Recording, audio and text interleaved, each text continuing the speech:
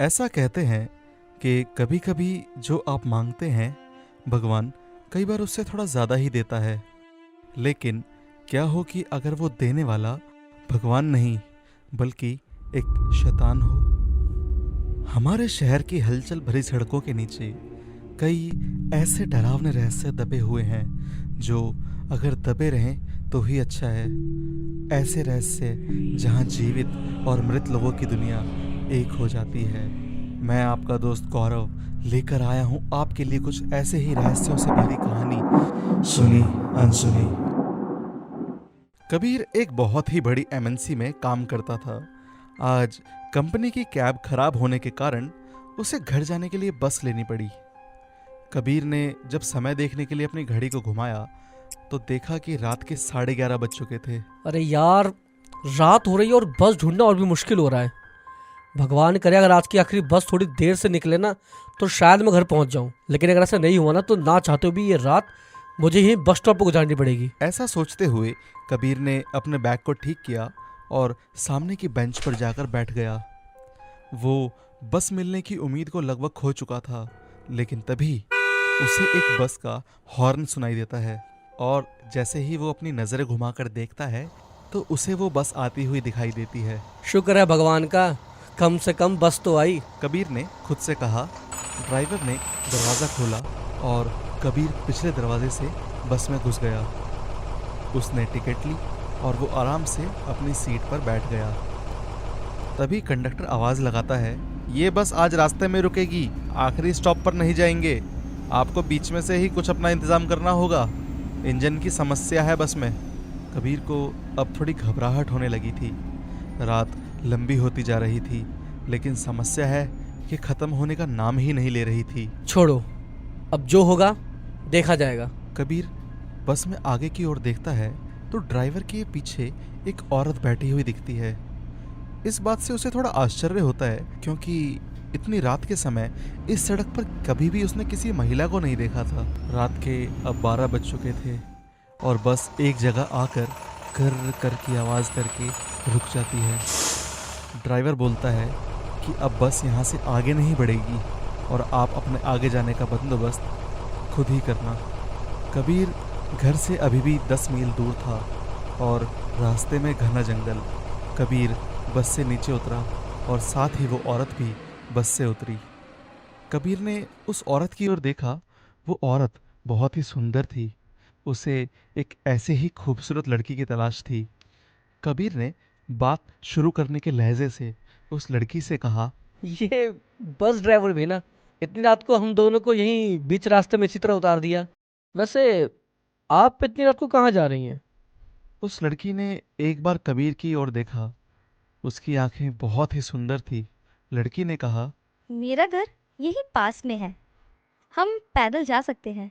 काफी रात भी हो रही है, आप चाहो तो मेरे घर आ सकते हो। कबीर को अचानक लगा कि कोई पहली ही मुलाकात में उसे उसके घर जाने के लिए बोल रहा है। उसे थोड़ा अजीब लगा और उसने कहा, अरे नहीं नहीं, आप बेवजह परेशान होंगी। आप जाइए, मैं यहीं रुकता हूँ। कोई मिल गया तो मैं अपने घर चला जाऊंगा। फिर लड़की कहती है, अरे घबराओ मत, मेरे घर में मैं और मेरी माँ रहते हैं।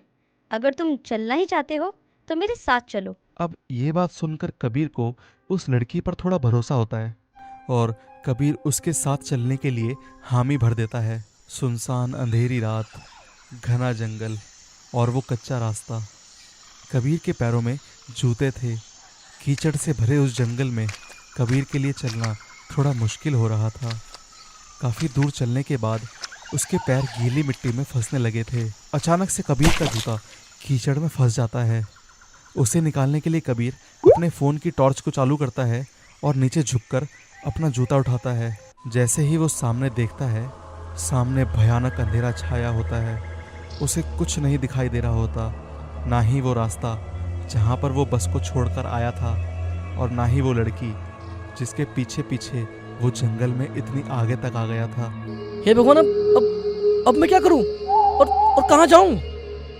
कबीर को कुछ आहट सी महसूस हुई और जैसे ही उसने चारों ओर देखा तो उसे पता चला कि कुछ जंगली जानवर धीरे धीरे उसके करीब आ रहे थे।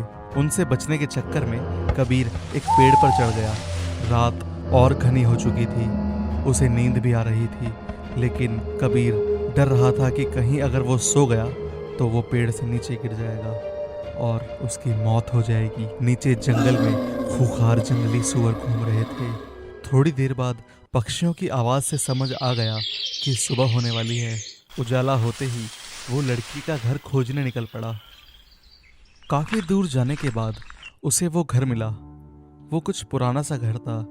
जब उसने बाहर हेलो? से पुकारने की कोशिश हेलो, करी कोई है? तो उसे कोई जवाब नहीं मिला। हेलो। तो उसने खिड़की से झांक कर देखा कि कोई घर में है या नहीं। दीवार पर कुछ पुरानी तस्वीरें लगी हुई थी, जिसमें से एक तस्वीर उस लड़की की भी थी। कमाल है, उस लड़की ने तो कहा था कि उसकी माँ भी यहीं रहती है, लेकिन वह कहीं नजर तो आ नहीं रहे। तभी एक आदमी कुछ भेड़ बकरियां लेकर आया। अरे भैया सुनना, तुम वो सामने वाले गांव के हो क्या? साहेब, आप कौन है और आप यहाँ कैसे? क्या आप रास्ता भूल गए हैं? हाँ भाई, वो कल रात को यहाँ पे हाईवे से आ गया था। वैसे यहाँ पे एक लड़की रहती है और मैं उसके बारे में जानना चाहता हूँ। क्या आप जानते हैं? कहाँ? यहाँ, इस घर में? हमने तो कभी नहीं देखा। अरे हम तो यहीं रहते हैं। कबीर को लगा कि हो सकता है कि ये आदमी उस लड़की को नहीं जानता हो, इसलिए ऐसा बोल रहा है। और कबीर ने बाहर रुककर उस लड़की का इंतजार करने का फैसला किया। शाम हो चुकी थी। बकरी वाला वापस लौटते समय कबीर से मिला और उसने पूछा, साहेब, कोई आया का? अरे आप बिना वजह यहाँ रुके हुए हैं। हमने पहले ही कहा था यहाँ कोई नहीं रहता। कुछ देर बाद रात हो गई, लेकिन काफी देर तक ना तो वो लड़की आई और ना ही उसकी माँ वापस आई। अब कबीर का धीरज खत्म हो चुका था, लेकिन वो उस लड़की से मिले बिना जाना भी तो नहीं चाहता था। तो उसने वहां एक पेड़ का सहारा लिया और उसके ऊपर चढ़कर बैठ गया। अंधेरा फैलने लगा और कबीर सामने वाले घर को देख रहा था।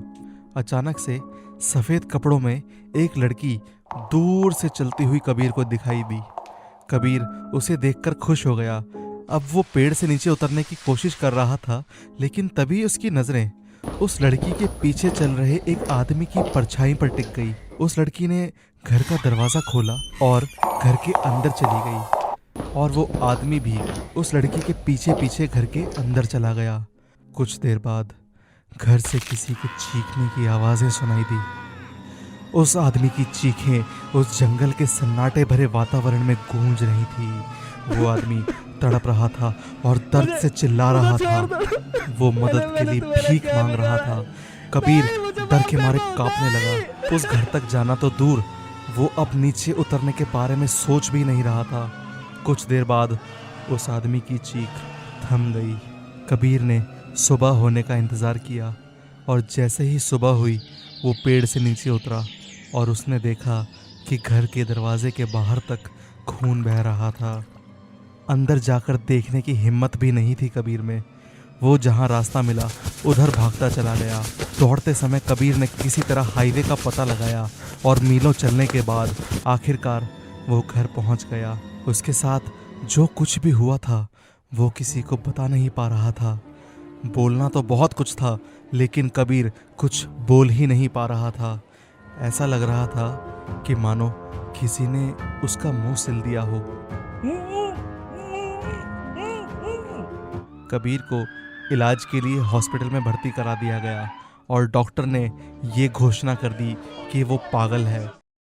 वहाँ जंगल में वो बकरी वाला आज शाम फिर उस घर के पास आया। घर के दरवाजे के बाहर खून बह रहा था, और जब बकरी वाले ने अंदर झांक कर देखा तो वो भयंकर नज़ारा देखकर उसको भागना तक नसीब नहीं हुआ। वो लड़की अंदर ही थी। वो लड़की आदमखोर बन चुकी थी। मरे हुए आदमी का मांस जानवरों की तरह खा रही थी। अब बकरी वाले ने जब उस लड़की का चेहरा ध्यान से देखा तो उसकी चीखें निकल गई। उस लड़की की आंखों का रंग लाल था। उसके मुंह से निकली हुई चीख उसकी आखिरी चीख बनकर रह गई। लड़की बकरी वाले को देखकर एक आदमी की आवाज में हंसी।